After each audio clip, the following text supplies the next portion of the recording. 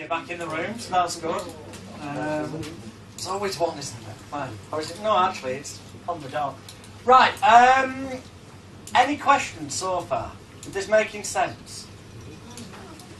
Now, don't sit there thinking, I'm not going to put my hand up because I've got a question. I don't know what was the chicken and bowl? Three of us. Okay, I'll tell you that. It's going off on a tangent, but hey, it was there. These things happen. Yeah. So it was. I was going to cover that tomorrow, but I will tell you now. All that was referring to is that, you know, a lot of this, we talked about mental state and stuff this morning, focusing yourself. This sounds ridiculously easy, the way I'm breaking it up into bits.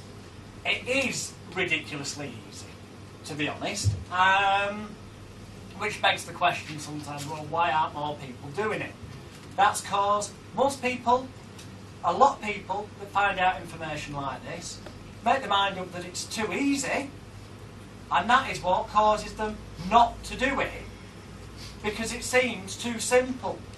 But as those of you who study my hypnosis courses will know, when somebody tells the truth and breaks it all down, most industries, most professions, most ways of doing things are ridiculously easy if someone's prepared to tell you the shortcuts, the right way of doing it, the simple way, the quick way.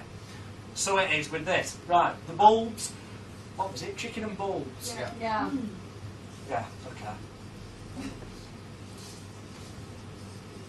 I was saying earlier today, it doesn't matter what age you are, it doesn't matter what sex you are, it doesn't matter what gender you are, it basically doesn't fucking matter. Because of chicken and bulbs. These also apply to selling in general. The person has either got to like you, or you've got to be persistent. Persistent and patient. Generally, the higher price something is being sold for, I'm talking here sort of in face-to-face sales terms. Face-to-face, that's not what we're here for. Well, yeah, it will be a little bit tomorrow, because once we've got through how to make money whilst asleep, we'll then go into the rounds of how to make fucking shitloads of money for a minimal amount of effort, but actually where there will be some actual work involved, standing up, either talking to people or seeing them face to face to convince them to sign on the dotted line. But not always will you get a yes, and a lot of people, when they hit a failure, or as it really should be termed, a result, it's just that some results are what we deem to be positive, some are negative. What they all are is a learning experience. So therefore, if we learn from it and take action and alter our course on this path, then they are all positive. So therefore, there is no such thing as a negative result, only a positive experience to be learned from. When you start thinking a bit differently, this will help you. Which brings me, I'm going to briefly go back, because we got to the web ads, didn't we? Good. So I know where to pick up back. You'll all feel the need to buy the DVD so you can refer back to this, and then it'll make so much more sense to you. Upselling. Seriously, look, millionaire mindset, you've got to start believing that you are worth this money. Now, there's a few wonderful, crazy mind games you can play with yourself to help this work. You've got to start living like a millionaire, or rather believing, thinking,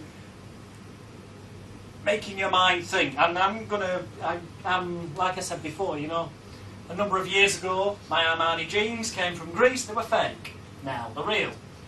They look the bloody same. There's only me knows. So what was the fucking point in that? The point is, it's the way it makes you feel. So you've got to start making yourself feel positive. Okay? And one of the ways to do that is get out, tell your bank you've lost your checkbook. Get another one sent through to you. Start writing out cheques for 100 grand, 50 grand, put fictitious names on them, write it out, sign them, obviously rip them up afterwards in case they get into the wrong hands, you know what I mean? But practice feeling comfortable, writing out cheques for huge sums of money, because that is going to become your reality one day soon. Practice what it will feel like. Get the computer, scan your bank statement in, or chop up the numbers on one and make it so you've got like bloody all these big entries going into your bank, and your balance is over £1 million, then scan it, print it out, put it on your notice board, look at it every morning, see that you've got in excess of £1 million in the bank, cold hard cash, or whatever your magic figure was that when you did your sums and by the 15 that we did this morning. That will brainwash your subconscious that you are worth this money, that you have got this money. And what we believe in, what we focus on, we get more out of life. What you focus on, you get more of.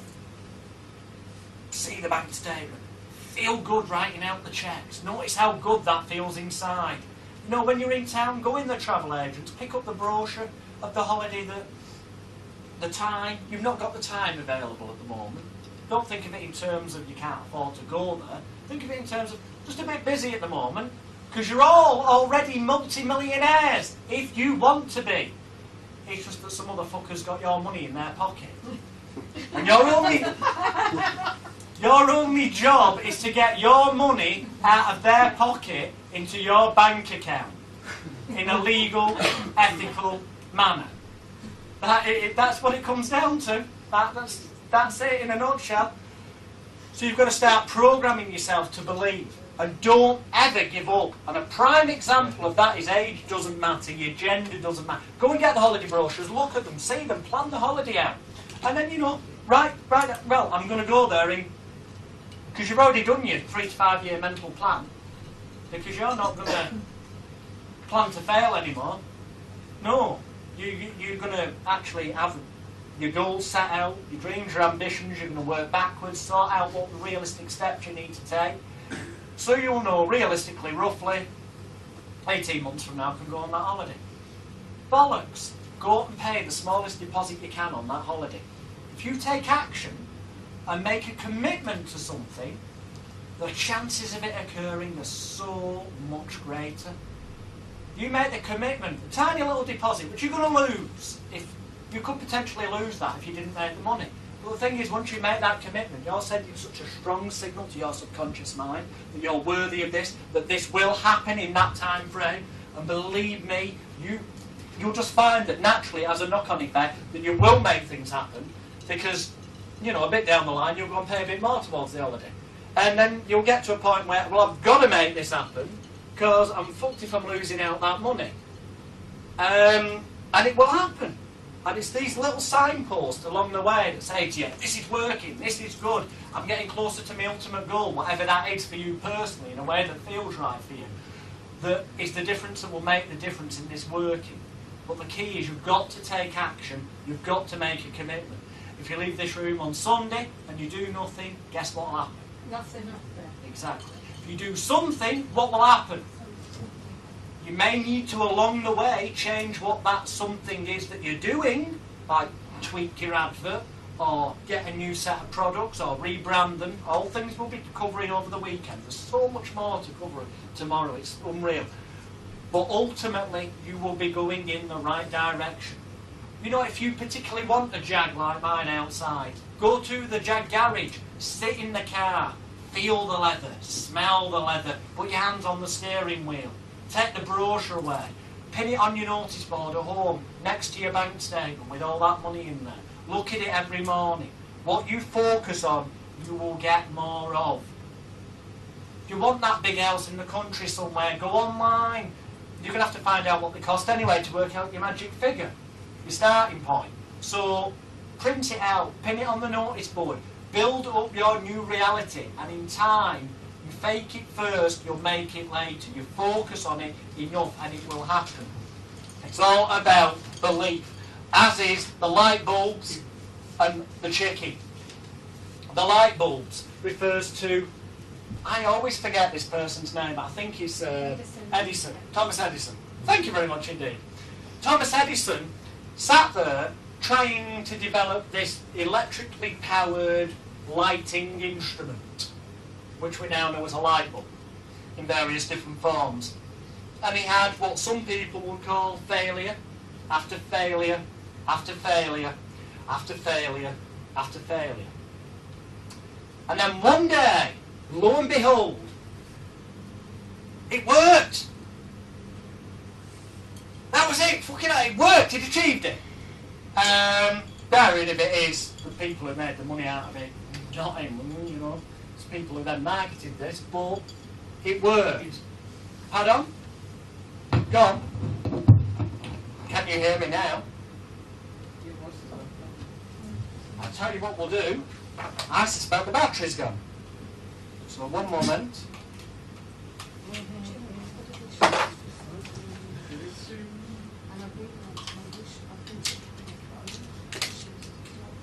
Please say this works. 1, 2, 1, 2. That better. The battery. There we go. Right. Outside the box. Indeed. That's what you've got to do. Think outside the box. But that's what he did. Eventually, he came up with the idea. But the moral of this story is, when people came, some were impressed by the fact he finally managed to achieve it. Others were like, I can't believe you didn't give up. All those failures you had. They definitely didn't have a millionaire mindset, success mindset. Although he said failures. I've not had failures. I've had thousands of successful results in finding out what won't work. That's how I found out what would work in the end. And it's all about the way you think about things that makes the difference. And there are no limits to what you can do. Many, many years ago, there was an old gentleman called Colonel Saunders. And his mum had made a wonderful chicken recipe when he was a kid. And when he retired from his job, he was on social benefits, or whatever they call them out there. And he drove around in a clapped-out car from one chicken restaurant to the next, trying to get them to buy his chicken recipe. Nobody was interested. This is a true story, you can check this out. Nobody was interested. He went to the next town. Nobody was interested. And he's scraping a living. But, you know, scraping by existing on his benefits. Nobody wanted it. In the end, he decided to give it away on an initial free trial period and managed to convince one little restaurant owner to put this chicken recipe on the menu, and it got popular. So then he started charging him a little bit, and money started coming in, and word got round, and it grew and grew to the point where then he bought his own business. The rest is history. It's now franchised around the world. Kentucky Fried Chicken. The guy was like 65 when he started, trying to roughly, give or take a few years, selling this recipe. He was in his 70s, years on, when it actually became perceptively successful. It's down to each individual's definition of success, but I think we'd all agree that we've all pretty much heard of Kentucky Fried Chicken, and it's safe to say that he did end up making a sizable amount of money from it, because he did not give up, and that is the key. He ended up having to slightly alter his approach from trying to sell it initially to giving it away on a trial period, but it was being focused that made it happen. It was not feeling rejection by a no. It's not negative, it's just a result. It's a result that tells you what isn't working at that time. And just because it doesn't work at that time with that person or in that manner doesn't mean to say that you necessarily need to alter what you're doing. You may just need to be a bit more careful with your research as to who to target this with. And that is why niche marketing products to people who've already got that interest is a damn sight easier than any other form of marketing. And that's what the chicken and the light bulbs were about. And Jonathan, do you think Colonel Sanders bought his title off the internet? Well, the Colonel. No, I think he probably, I don't know, he was in the army, wasn't he? I think. I'm not that well up on history, but I suspect that was probably kosher. Yeah. What it's got to do with the chicken, I don't know, but thanks for that useless bit of question. Thanks. Yeah. Right, wonderful. Oh, it might be. Who knows? Who knows? Which reminds me, going off on one about buying titles, with your perception and everything, for certain markets, I don't know where it'd be relevant unless you come up with some sort of... Well, yeah, I can give you an example of this working, actually. If you go on something like www.ulc.org, Universal Life Church, you can become an ordained reverend free of charge. And this is legal. You can perform weddings and other religious ceremonies in many states of America. More importantly, you can legally advertise yourself as a reverend. which is exactly what I did when I released my book, The Bible, The God and Hypnotism. I kid you not, go on the website, it's there. The Bible, God and Hypnotism. And who's it written by? Reverend Jonathan Royle. It's relevant to that market, thus giving it more credibility, and it's provable, so therefore it is ethical because it's not fraud. I am an ordained reverend. Just something you might want to think about. Right. Okay. That wasn't your wedding in the bar earlier, was it? No, I'm moonlighting on the side upstairs. No. So, where have we got to so far today? Step 1, news groups. A way of very quickly, obviously this is all about having a product, or products, but it doesn't matter what that product is. News groups, it's a good way of doing it free. The video sites like YouTube, Google Video, MySpace, Yahoo Video, and another angle for getting free publicity to lead people either to instantly buy or to go to a website. Thirdly, classified ads, the aim of which is to get them to ring up for the information pack, which then sells it off the page, mail order, or ideally to go to the website. We'll cover the actual, some point as regards what needs to be on your website and what doesn't, hopefully later today, if not certainly tomorrow, because there's so much more to cover. That's a pretty low cost way of doing it, just you need to think through that process that we've already covered. A fourth way of getting people to this website or to ring up for the information pack, which as we've said is nothing more really than the website printed out, is the use of media publicity. Okay, media publicity. And in fact, I'm going to finish today off on media publicity, because then you can find out what number 5 and number 6 are tomorrow morning, before we get on to the really juicy stuff of how to take like 25, 30 grand a time off people. Yeah. Media publicity. Oh dear it me. Your aim with this is you want people to either ring you up and request the information pack, or to go to the website and buy something, whatever that may be. Okay, I'm going to give you a few examples, enough to hopefully stimulate your brain to use that wonderful common sense that you've got within you, that powers of intelligence, imagination and concentration. It will make you all so successful when you leave at the end of the weekend. But, you know, just to stimulate your mind for a certain amount of this, you know, I can tell you what I've done, but I can't take you by the hand every step of the way and make you do it. Don't worry about these. These are all stuff you will see on the DVDs that come with this set, or rather, you'll be walking away with. Where are we? Oh yes, brilliant, good, it's that one there.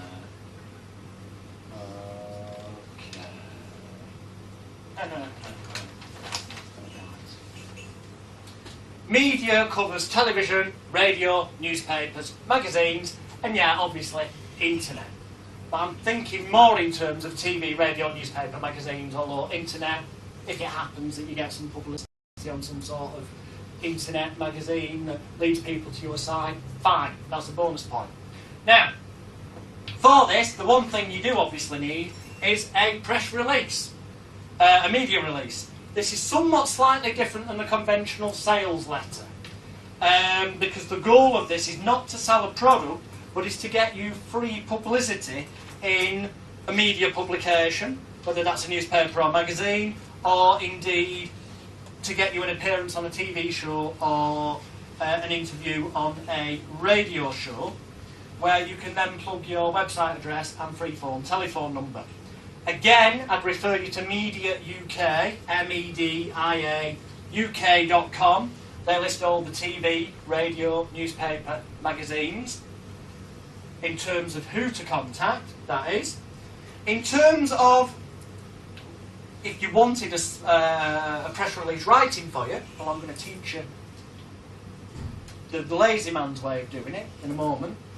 And in terms of getting that distributed, I can't even pronounce it, but it's spelled www.r for Roger, OMEIKE.com. That's ROMEIKE.com. And for a fee, yes, this will involve parting with some money, they will send out your press release to best part of 100 countries around the world for like 55, 65, 75,000 different media organisations.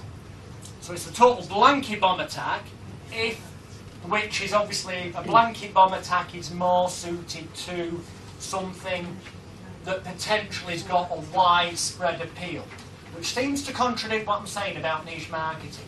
But if you come across a certain product, I'm trying to think of a good example. At certain times of year, like approaching Valentine's Day, lots of media do articles about Valentine's Day, how to impress the one you love. So that would be a good time of year, the best time of year really, to be able to get rid of a course in attracting the opposite sex, but on a blanket bomb media approach. Whereas the rest of the year, it would be better to rebrand that product under a more smutty, perhaps, angle of how to get your leg over more and target it at a niche market of perverts. No, sorry, it's wrong. Normal, healthy human being. Yeah, indeed, thank you. You're for a bit. No, right. You get what I'm getting at. A product that is niche all year round is a niche market. Certain times of the year, with a bit of thought, can become mainstream appeal because of the fact the media are doing stories on how to impress your loved one, and that sort of thing. So that is when something like that will be useful to go out to everyone. Otherwise, you're going to do the same thing of targeting niche publications, but in a manner whereby there's a chance of them running a story about you and/or your product. Right, I'm going to give you a totally fucked up example of this. How long ago is it now since we got rid of the water company, hey? 2 years. 2 years. I'll take your word for it, because I did very fucking little anyway. We used to have a bottled water company. Hello. We used to have a bottled water company supplying, the upside down water bottles on top to companies. Too much like hard work. Not that I did any of it, but all I really did was the publicity. And we wanted to get that brand established, the name Simply Pure Water out there, in one particular geographic location. Because this wasn't for travelling all over England. It is obviously specific to what you're doing. With something mail order, website-wise, the world is your lobster, so to speak. Literally any publication in any country that's relevant to your niche market is worth sending the press release to. But this was a bit more targeted than that, but the same principles apply. So how do you get publicity for bottled water? How exactly is that interesting to the general public? Well, my first thought was, my job to brainstorm this, was let's go with the health benefits of drinking water, clearing your system out. Went on the internet, found some great sites with information. I thought that could make a press release. Fine in terms of their health page. They might go for that sort of angle.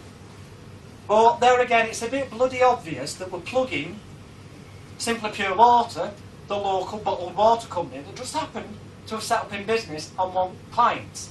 No, this is a bit transparent. How do we make it less transparent? And I was trying to think of a solution. I haven't brought the video on purpose because the DVDs you'll take away, or the other DVDs in this set, you will see the video footage of when I nearly killed myself. But I came up with the idea, I remembered. Harry Houdini used to escape, chained up, chucked under water, and then escape. Thought, fuck it, I can do that.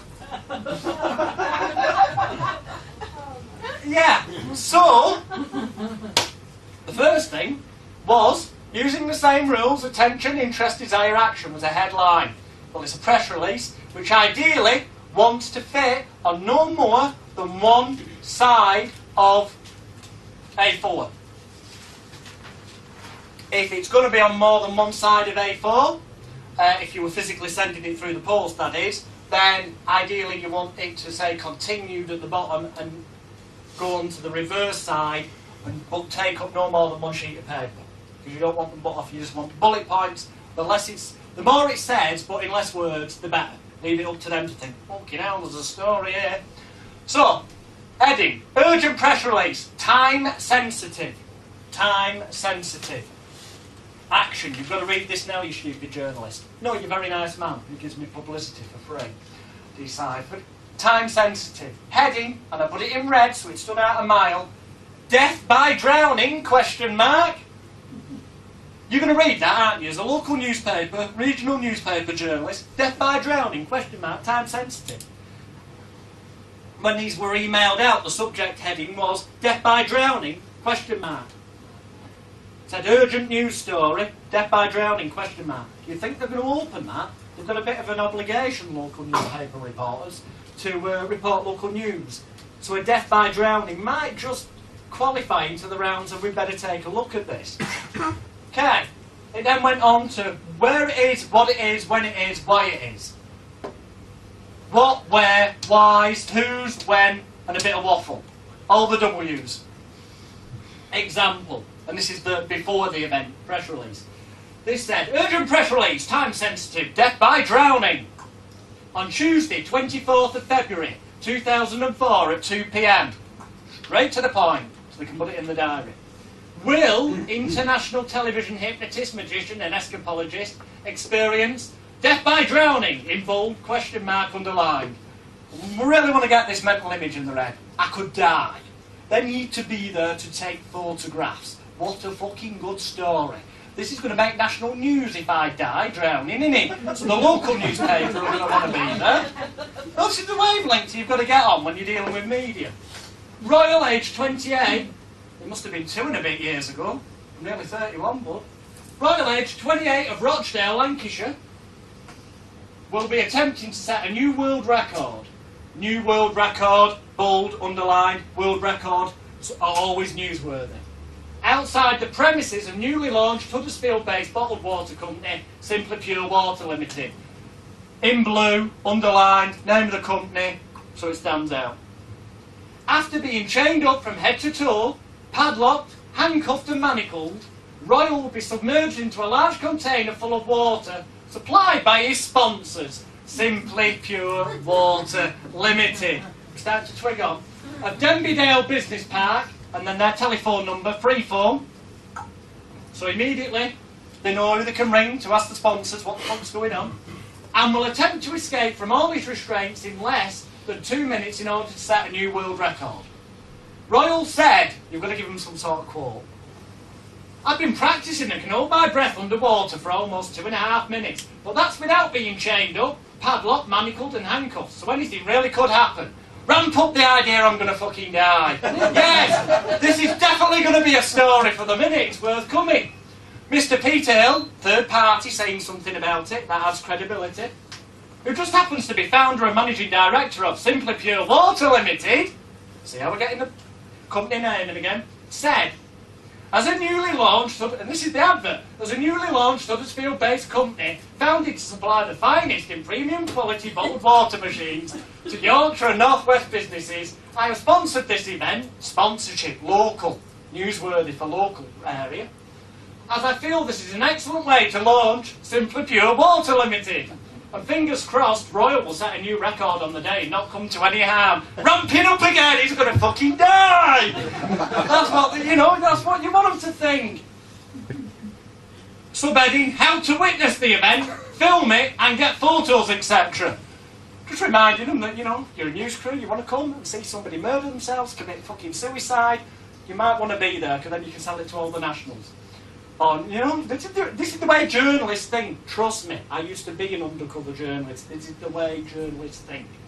Royal will be attempting... Ooh, negative. Might not work. Wonderful. His... Let's use a famous name tie-in to view a mental image. Houdini-style underwater escape. It's there. Everyone knows who the fuck Houdini is. At precisely 2 p.m. on Tuesday the 24th of February 2004, outside the premises of New Bottled Water Company, Simply Pure Water Limited, on the Denby Dale Business Park, Wakefield Road, Denby Dale, Huddersfield, HDA 8QH. For directions to the event, contact, free phone number again. Escapologist Royal and Simply Pure Water Limited Director Peter Hill will both be available for interviews from 1:30 p.m. prior to the world record attempt. Stop press. Drinking our water could help you lose weight and become healthier. See attached report. Bottom, this is a hot news item you don't want to miss. Right, the bollocks I got off the website, I attached to that for the health pages, just in the odd possible chance we might get a write up there. We did, little ones. What, as I expected, got the interest, was that some nutter's going to kill himself. You'll see where this is going shortly. This is a relevant lesson for you all. Far more valuable than perhaps you realise right now. The picture is the story, okay? So a nutter chained up, it's already created a mental image, Houdini, chained up. We've created that mental image in the journalist that he can see the fucking picture. Brilliant. Now he's just got to write the words. The story's there for him. If I escape, it's a world record. Well, possibly. Story. If I escape, but it's not a new world record, it was a world record attempt that failed. It's a story. It involves a local business. We're targeting local regional newspapers. It involves local business sponsorship. So at the worst, we might get on the business page. Business style. But it involves a human being, borderline celebrity, in so much as if they go on my website, check me out, or go on the internet, or go in the media files. I've been on more fucking TV shows than soft make, linked with other celebrities, and that gives them an angle to come in to make it seem more better than what it is. And most important of all, there could be a death. This is newsworthy. But this would make national news if this goes wrong. So the local newspaper really got a bit of an obligation to be there, you know, and report this. Otherwise they could look like the twats they are. Most, no, I didn't mean that. But, so, that was the press release. And here's the fucked up bit. I put that together and we sent them all out. There was then one missing link to all this. And I tell you this story, this bit's not really relevant, but to your future success, unless you attempt to do some sort of underwater escape, then it will become very relevant. The press release went out first.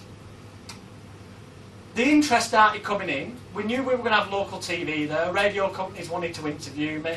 All the papers wanted to come, even from all the way from bloody Manchester to Yorkshire. We sent them to them as well, because it was near enough for Pete and the guys we were employing to get there and deliver the water. And because I lived in the Manchester area, that gave it the local angle for the Manchester area.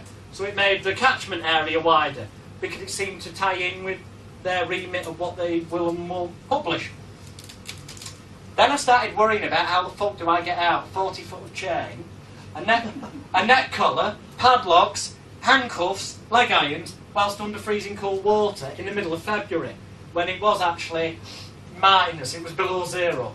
You'll see the video footage of that on the other DVDs you'll take away at the weekend, or for those with the DVDs, they'll be in the box set that you've purchased.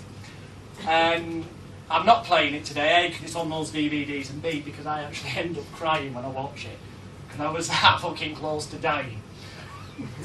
No, I wish that was a joke. It seriously isn't.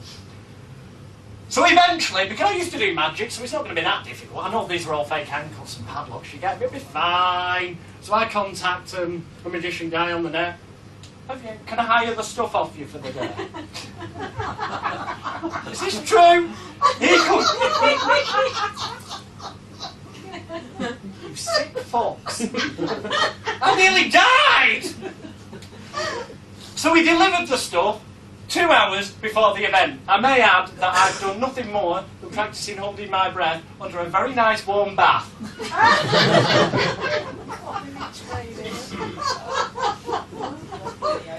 Which is somewhat slightly different than water that, unfortunately, due to a lack of planning, that's what the moral of this story is, always plan things out. I am lucky to be alive. Could I break too many of my own rules?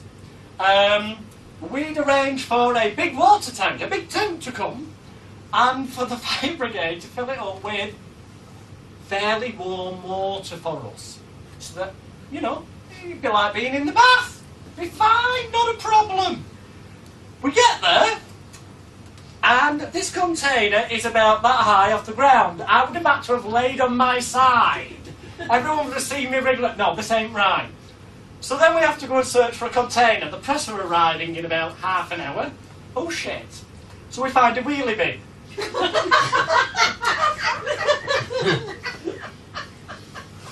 You will see the video of this. This isn't a joke. This is real. I nearly fucking died. It's not funny. So we find this wheelie bin and empty it out. And I suggest at the time then that it needs cleaning out because it's got this smell of mess and I've got visions of passing out while in there. So they clean it out. It gets squirted by the fire brigade. And they come back, the fire brigade, at the last minute and fill it up. Only now they've only got freezing cold fucking water. It is minus something outside. It will tell you on the other DVD because we actually, oh bloody hell, it was below freezing. The water was below freezing. Under any circumstances, it would be even fucking ridiculous for Harry Houdini, the man himself, to be chained up with 40-foot of chain, a neck collar, padlocks, 3 sets of handcuffs, set of leg irons, and lumped underwater in freezing cold water. Even for him, I think he'd think twice, as experienced as he was. Well, in terms of rehearsal, we went into the Simply Pure Water office, and I got the escapologist colleague of mine to show me, yeah, okay, that's how that trick padlock works, fine, that's how those handcuffs work, fine. Oh, I actually need to lockpick that one, do I? Fine, okay, that's how to do it.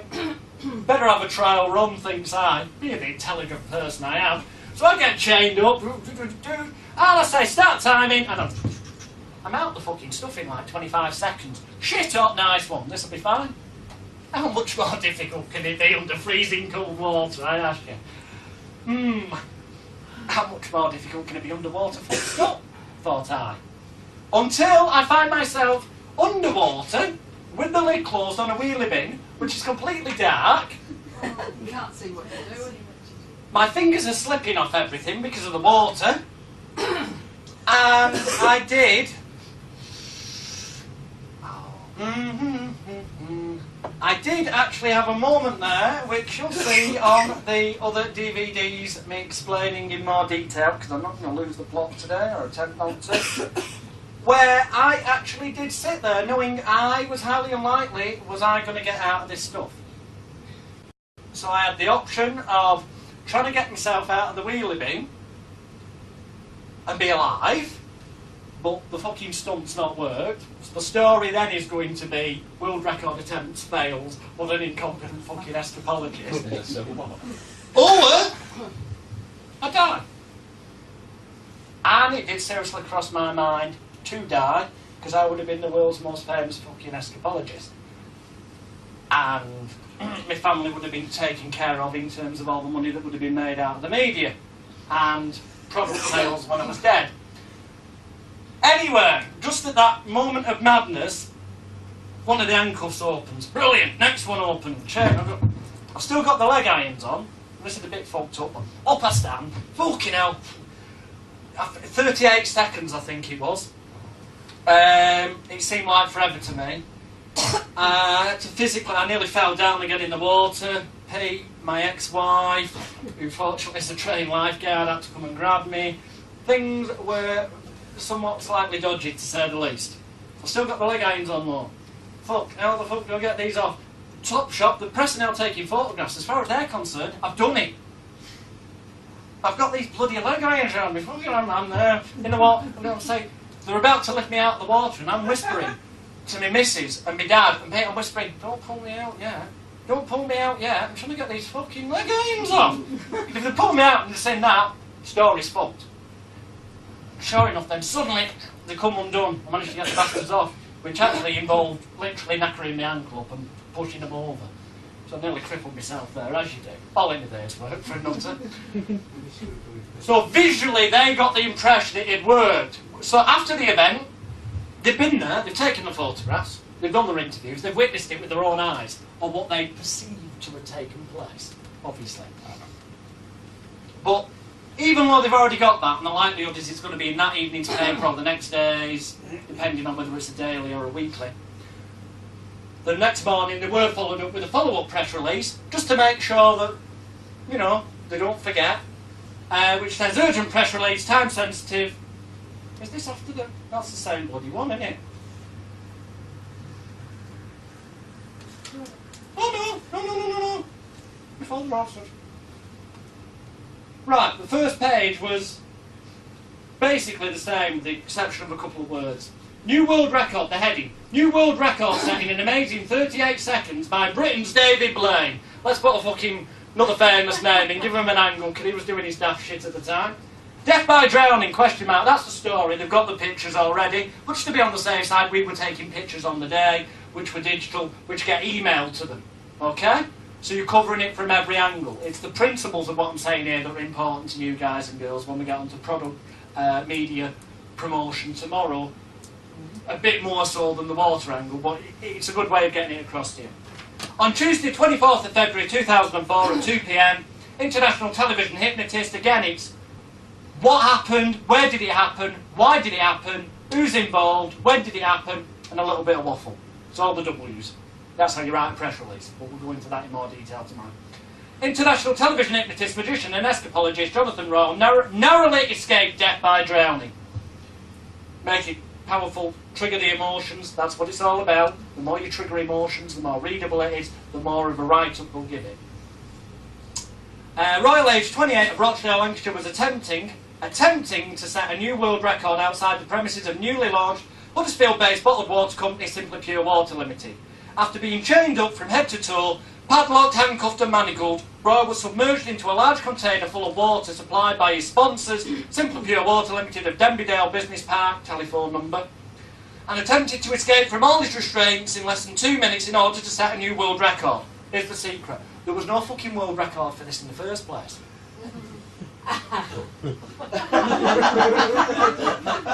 There wasn't. There isn't. There never has been. Doesn't exist. It hasn't been done like that before. Underwater escapes have happened, but not with that amount of handcuffs, padlocks, and just made it different enough that there was no previous world record. So whatever happened, within reason, it was going to be a world record. Before the stunt, Royle said, I've been practicing, repeat of what, so they've got a quote, so they've got something from me, quote from the third party, except, you know, new world record. Despite being bound up from head to toe in almost 40 foot of heavy chain, having a slave collar around his neck and wearing 3 sets of handcuffs with several padlocks being used to secure the chain, and then being submerged under ice-cold chilled water, a new record was set. Royle escaped in 38 seconds. That's the story. The stunt received much media coverage all over the Yorkshire and North West of England. Photos are attached to this email, which are free to use, and should you require an interview with Royle, you may call him on telephone number. Britain's answer to David Blaine. During a BBC Radio Leeds interview about this record attempt, the breakfast show presenters dubbed Royle as Britain's answer to David Blaine, to which Royle said, I've got more talent in my little finger than David Blaine has ever had or will have. My TV series is now ready for sale and features far more than just a few silly card tricks. In fact, I'm offering several £1,000s to anyone who can help me sell this series to TV companies around the world. The thing's done now, he's going to get his publicity, so I'm getting my back end payoff by plugging the fact that I've got a TV series in the can and need some fucker to buy it. For more information, visit my website address. This is a hot news item you don't want to miss. P.S. The Manchester Evening News have photographs on file of this event. They ran an article on it today, Wednesday 25th of February 2004. The attached photo you are also free to use as it's copyright to Jonathan Royle himself. So you're making it dead easy for them. They've got all the facts, the what, where, whys, who's, when, bit of waffle. They've got the photographs. You're giving them an option of getting those photographs if they haven't got any, and in a way that doesn't cost them any money. It's got all the emotional triggers, death, fear. It's got celebrity names somehow involved. It's off its fucking head. It's happened locally. It's relevant to that publication.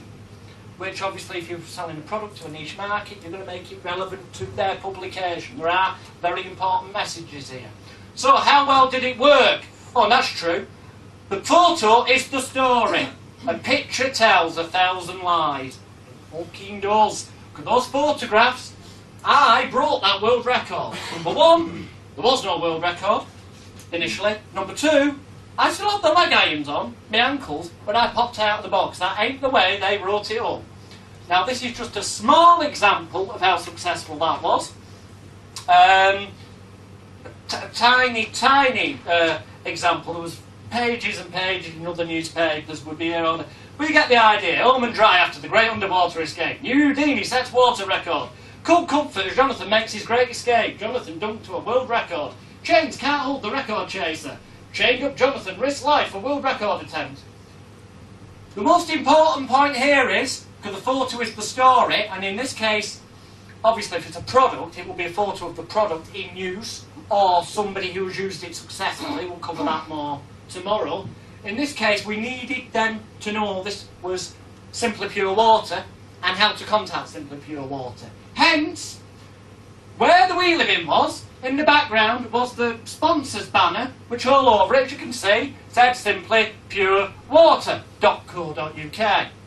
Which, when you see it closely up enough, you can tell that that's what the website is. Reason being that they've not really got such a powerful story without the photo. So they could omit to mention the company name from the text, but it's there on the fucking photograph, so they can't escape it. But just to be on the safe side, the front of the We Live In, which if you close up on this one, you can see that the front of the We Live In actually says it on it. It says Simply Pure Water and has got the telephone number and website address. Just to be on the safe side, as I'm the nutter doing it, obviously they're going to take photographs of me chained up. So all the t-shirts said Simply Pure Water. Oh lovely, 0800 389 9412. Got the telephone number on, front and back obviously. Whatever angle they take this photograph from, whatever they do, they can only really use it as long as they plug in Simply Pure Water, which is the whole bloody point of it. It doesn't matter then whether they include it in the text. As it happened, they did. Probably because they realised there's no bloody escaping it. And it gave them a dramatic, who is this fucking nutter chained up picture. It's something visual that captures the imagination. But all these exact same principles that we use for this, you could, you could, I'm not saying, I ain't doing it, nobody bother asking me, but if you've got a professional escapologist who wasn't bothered about taking the risk of killing themselves to do an underwater escape for you, you could pretty much link that to anything. Alright, the relevance here was Simply Pure Water, their sponsors is water. It could just as easily be that you are a local hypnotherapist who, dramatically, this magician, could it be publicity for them? The trade-off for them is the PR, as it was for me, mentioning my TV series. So you could negotiate with a local magician who's prepared to do this. They're going to tell some white lies and say that they'd love to do an underwater escape, but they're scared of water. And because you're a therapist, you're going to cure them of that fear. They've still got this weird, mad, fucked up world record attempt shit going on.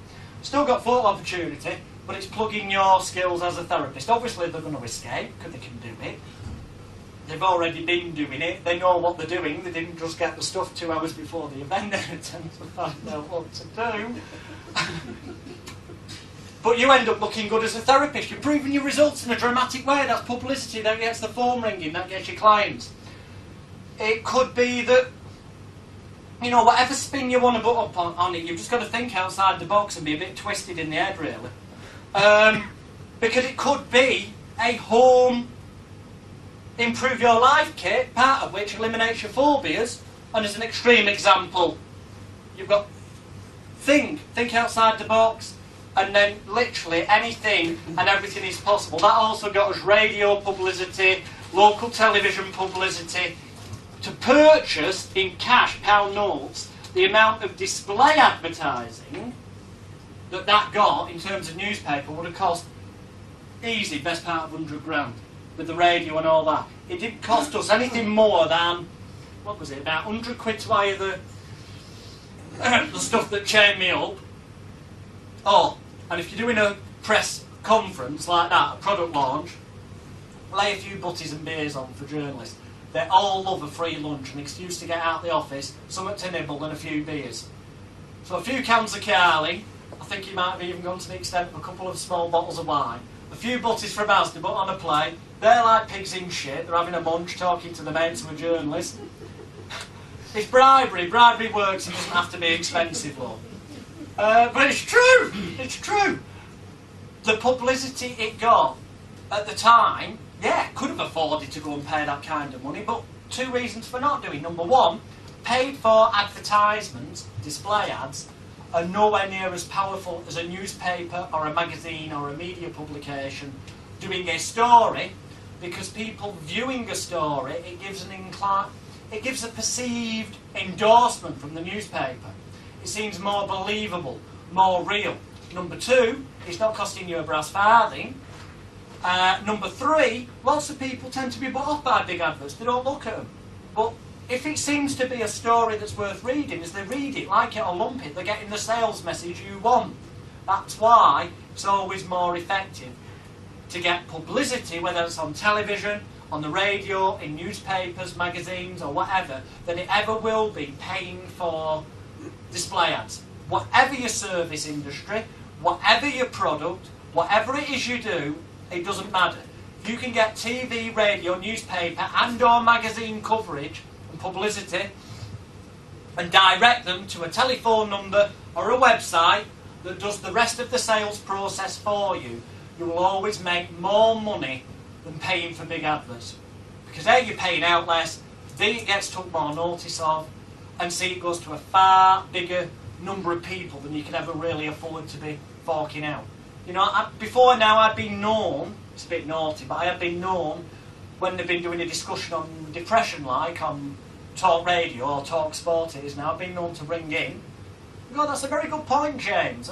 Yeah, you know, there is a solution to that, which can be found on hypnotherapycourse.net, and apparently, because one of my friends got it, and I listened to it once, start waffling. Sometimes they'll cut you off, but otherwise it'll just have sneaked through, and you appear to be making, well, we're almost doing the news group thing, aren't we? It'll just have sneaked through, and near the end again, you go, anyway, thanks James, yeah, hypnotherapycourse.net, before they can say anything, you just fucking throw it in. It's been heard twice. Some people will hear that, some people will look, a small percentage of those will, because of the perceived endorsement angle, it's been on the radio, it must be good, will go and end up parting with money, and that's all you're bothered about. Because it's only those fuckers out there who've got your money in their pocket that stopping you guys and girls from being multi-millionaires, lazy bastards and pissheads like me. What an image to aspire to. No, in a way that's right for you. Right. Tomorrow, I've got so much stuff to cover. We're going to explain to you a little bit more about getting TV, radio, newspaper and magazine publicity, because that is one of the best ways of getting people to your website. This website, which is the same as your sales letter, or, you know, if they ring up, same principle, it's just that we're going to let them endorse us. We're going to let them do the hard work at no cost other than a few emails, a bit of time, maybe a few postage stamps and a bit of paper. Because certain publications you're best sending your press release through the post. Because otherwise they just get deleted from the email inbox. Personally, I always do both. I send it out by post, first class. If you really want to make it time sensitive and stand out, I send it signed for delivery, because the fact they've had to sign for it, they're more inclined to open it there and then. So it jumps up the pile from all the other press releases that they may have received the same day. For the sake of the quid it costs, it's worth it. You know, even if you're sending out 20 or 30 of them, if you get one article that's however big in a magazine that would normally charge you maybe 800-900 quid, and you've had to fork out 30 quid in stamps, I'd call that good value for money, as long as they put your website address and number up, which they will do because of the techniques, the cons, the manipulative ploys that we're going to explain to you tomorrow morning. We'll then explain to you a couple of other tried, tested and proven to work ways of getting people to your website or to ring the telephone number and ask for the information pack. We'll go into a bit more detail about how to put the wording together in a way that's going to get you maximum response rates in terms of from your info pack or your website. Then we'll tell you how to have a never-ending stream of products, DVDs, audio CDs, books, manuals, courses, stuff that is incredibly cheap to produce, has a massively high perceived value, makes you therefore the maximum profit. We'll tell you how to rebrand them so that they look unique from what your competitors may be selling. More importantly, we'll give you an idea on how to do the pricing, and of course, most importantly, we're then going to tell you about mailing lists, why you need one, why you will profit from one, which will make far more sense tomorrow. And I'm not just on about sending stuff out through the post, I'm on about you creating the mailing list. We will then briefly, towards the afternoon section, cover franchising. Don't let that scare you, right? Just because none of you should ever fall for the Dinky Donut type advert where, as we worked out, 18 million donuts just to get somewhere close to that figure. Fucking tremendous. But, you know, in fairness, your Dinky Donut man, because I do see rather a lot of Dinky Donut vehicles around, I have seen them. He's obviously selling his Dinky Donut franchises. Hats off to him. So be the one at the top of the tree, not the muppet down there. Be the one who's making the most money. Be the one who sells the Dinky Donut makers rather than selling the Dinky Donuts.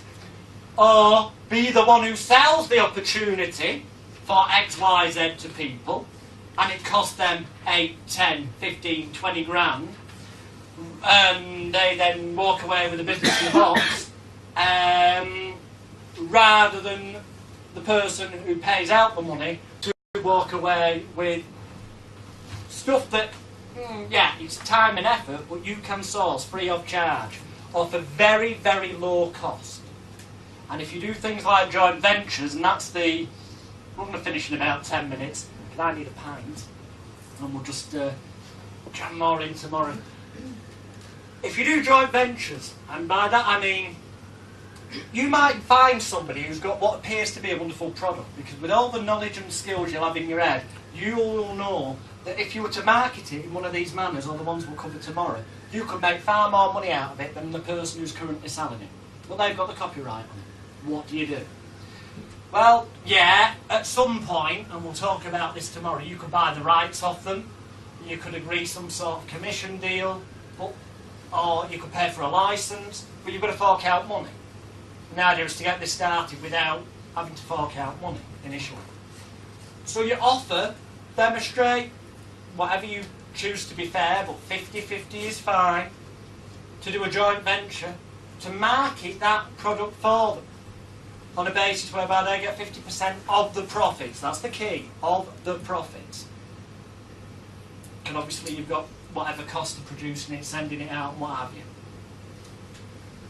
Now, yeah, initially you might find that this person may have been prepared to, for a few £100, give you a licence to that thing, but that's a risk you've got to take initially. Until you've got money in the bank, because you're going to reinvest some of your money as you're earning it. They call it in the Bible tithing, a minimum of 10% going back in. Obviously all your expenses along the way being replenished so you can pay for the next campaign, but a minimum of 10% extra being flooded in so you can expand. That's the only good fucking thing in the Bible, actually. Don't think of it. Oh, I did read in there, actually. It says Jesus has a bum made of elastic. Hey, I'm sure it said that, because it said he tied his ass to a tree and walked 10 miles. Anyway, you've got to reinvest some of your money, okay?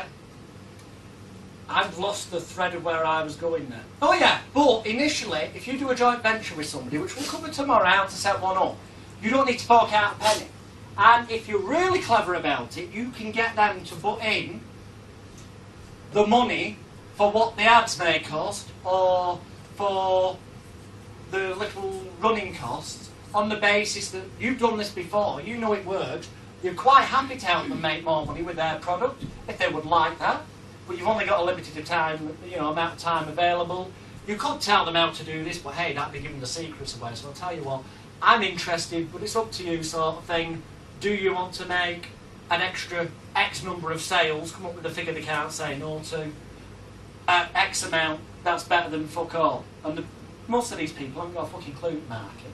They're still doing big display ads and spending a fortune and wondering why they're getting skinter and skinter and skinter, or breaking even or just scraping by.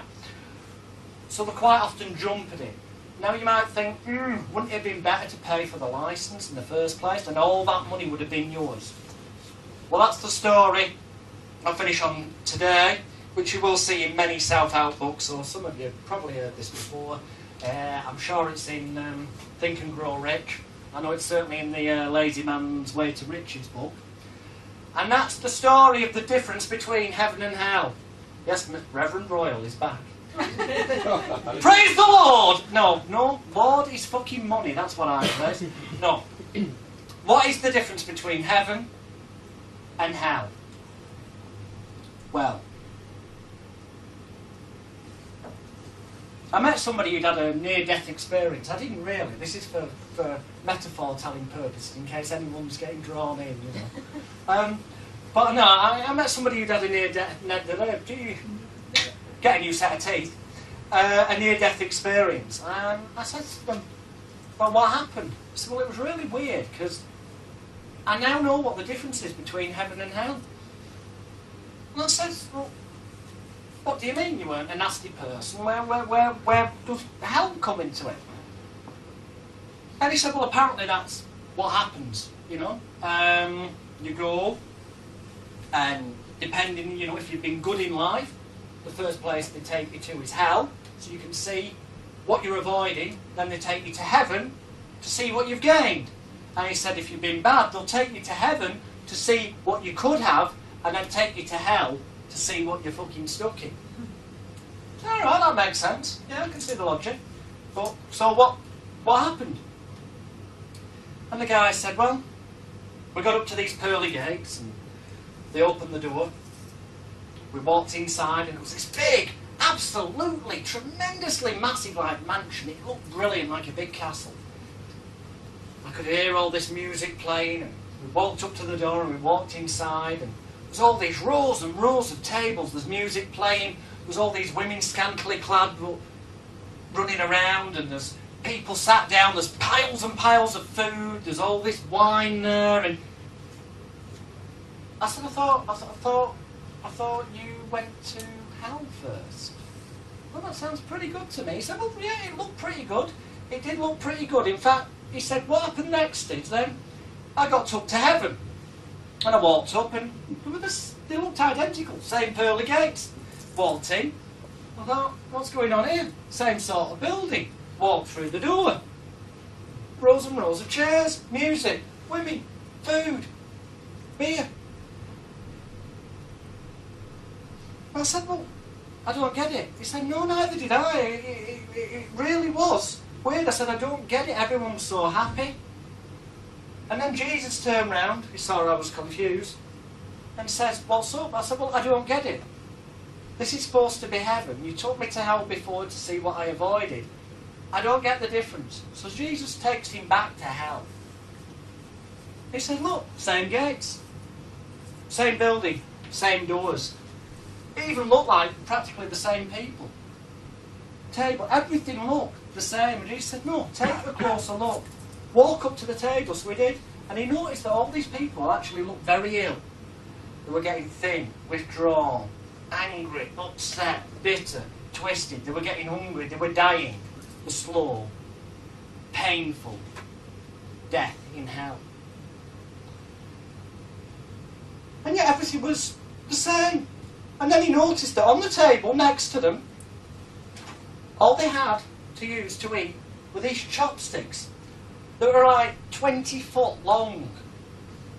And then he noticed a few people up the table who'd obviously only arrived recently. They weren't too ill yet. Picking up the chopstick, trying to get the thing, and one arm's tied down by the side, and they can't. They were starting that descent into a slow, painful death. So he says, no, all right, I've had enough of this, let's go back to heaven. And Jesus says, when you go in, do us a favour, take a close look at the difference. There's one big key difference. And he walks in, and he gets close to the table, and everyone's happy, looking healthy.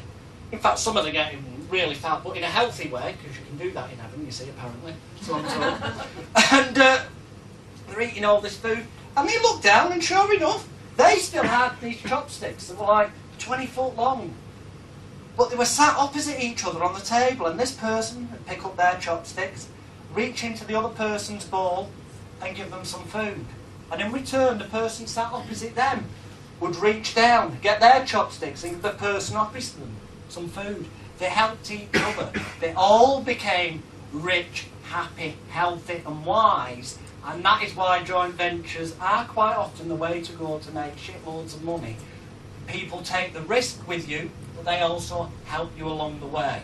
On that note, yeah, for today we're going to call it a day. In the morning, the brews start at 9:30. Ideally in the morning, I'd like to get started just a little bit before 10, because there's so much to get through. And if we get started that little bit earlier and perhaps cut the breaks down to 20 minutes instead of half an hour, then we can finish that little bit earlier but still get everything in, because I want to make sure you know everything. So on that note, I'll give you I'll give you one guess where I'll be after I've been to my room and had a quick freshen up. Any guesses, anyone? Indeed! I will see you all in there very shortly, and then we can see what's going on. Thank you for listening. I'll see you in about later.